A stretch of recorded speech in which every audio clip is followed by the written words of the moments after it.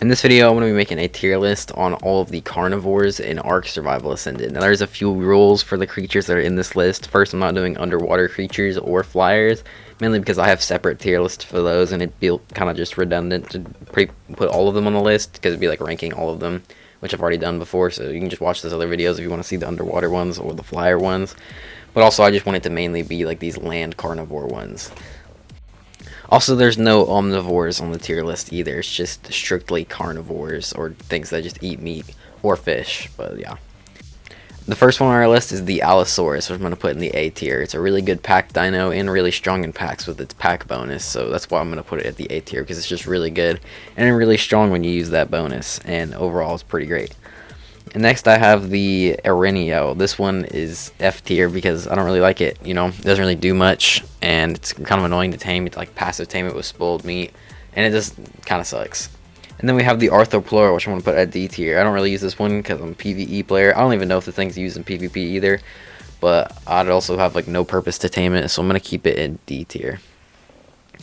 And then we have the Bronix, which I'm going to put in A tier. This is a great caving creature, great underwater creature, because it can breathe underwater.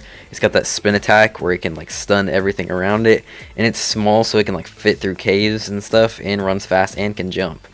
And then we have the giant frog, or the Beelzebufo. This one's going to be in the B tier. It's pretty good, but the main ability is it gets mending pace by killing bugs, which is the only reason it's at B tier. But it's pretty good for doing that. Then we have our first S tier, which is the Carcharodontosaurus. Obviously, going to be ST here. It's insanely strong, and it's like kind of like a Giga, not as strong, but it can run super fast, and it's really agile, and it's really fun to ride around, and you can use it to kill pretty much anything. And then we have the Carno, which I'm going to put at B tier. Pretty decent early game, but later game it's not useful at all, but it is pretty decently strong for the earlier game. Then we have a Compy, our first shoulder pet, and it's not really that useful of a creature at all. I never really tamed Compies, and if I wanted to tame a shoulder pet, it wouldn't be a Compy, so I'm going to put it at D tier. And then we have the Daedon, which I want to put at A tier. Its main ability, being able to heal stuff, is insanely useful, taking a ton of meat, but when you do use it, you can heal stuff around you, and that's insanely useful, so it's going at A tier. And then we have the Dillo, which is going to D tier. There's literally like not really a use for it. I wouldn't tame it early game, wouldn't tame it late game. Not really much to do here with it, so it's just going to be in D tier. And then we have the Dimorphodon, probably the shoulder pet I would tame, but still, I'm just going to keep it at C tier. I could put it higher, but I'd rather tame like an otter or something. And then after that, we have the Direwolf, which I'm going to put at A tier. This is a great another pack dino that you could probably fit into caves, which is why it's good, because it's a pack dino for the caves, and they're really strong all around and have some pretty unique abilities, which is nice. Then we have the Giga, which is going to S tier. Obviously going to be an S tier here. It's insanely strong, like the strongest creatures in the game. You can kill pretty much anything you need to. These and the Carchar are very similar, but the Giga is also going in S tier. And then we have the Hyenodon. The only thing it does is it has the meat pack, which preserves meat, but I don't know if you'd ever use that. You can just put it in a preserving bin or refrigerator, so I'm not using it. And then we have the Caprosuchus, which also I would never really use for anything, and I don't like them in the wild, and I don't want to tame one, so it's in D tier. And then we have the Megalania. I'm going to put this one at C tier. It's a cool ability, being able to climb up on walls and stuff, but I've never really used it for anything. Because, I mean, like, I don't know. It's kind of like more of a late game tame, and by that time, I wouldn't use it for anything. And then we have the Megalosaurus. I'm going to put this one at B tier. It's pretty strong, but you can only use it during the nighttime, and you can't use it during the day. And obviously, that's like half the time you can't even use it. It's very specific situations you'd use this in. And then we have the Microraptor going straight to F, because I don't like this thing in the wild, and I certainly wouldn't want to tame one. I know I'd probably do this like in every list. I always put the Microraptor last, but it's caused me so much pain. It's going F tier. And then we have the Onyx. I'm also putting this at F tier. It's really annoying to tame. It's a passive tame in the wild, and it literally, all that work is for nothing, because you can't ride it, you can't do anything with it. It's just annoying. And then we have the Pego, also going in F tier for the same reason the Microraptor is in F tier. I don't like these things. Nobody likes these things, and I'm keeping it at F tier, where it belongs.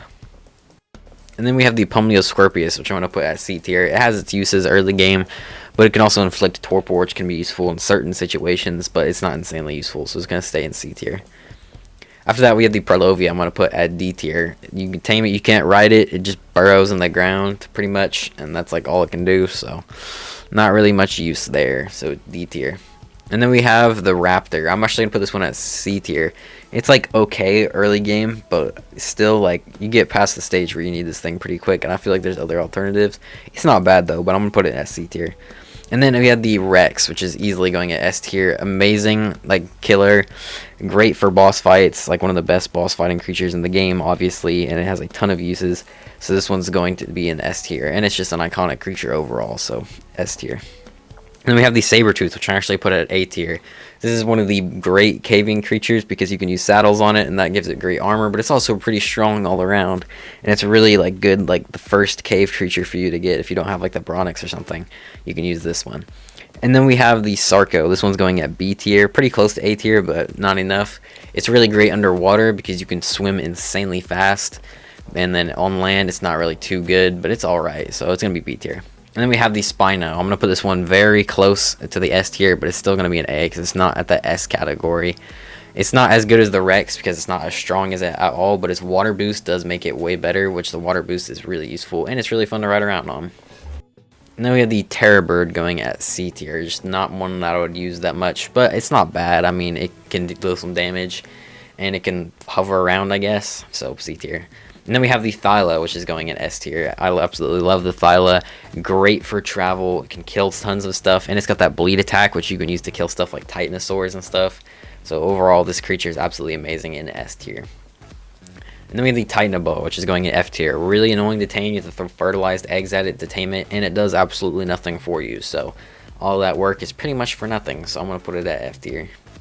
Another F tier creature for the same exact reasons, the Troodon, except for this one's worse because you pretty much have to like feed it gigas just to tame it, and then all that work and it really doesn't do much at all. And I just hate Troodons in general. So, and then at the A tier, we're having the Utyrannus. This is a great boss fighting creature. The ability to roar that basically boosts everything around it, makes it insanely useful for those boss fights. It also has the Fear Roar as well, which can scare stuff off. The UD's always been a great creature with its abilities, so it's gonna be an A tier. But that is all of the carnivores in Ark Survival Ascended put on a tier list. I hope you guys did enjoy this video. If you did, make sure to leave a like and also subscribe. Thanks for watching, and bye.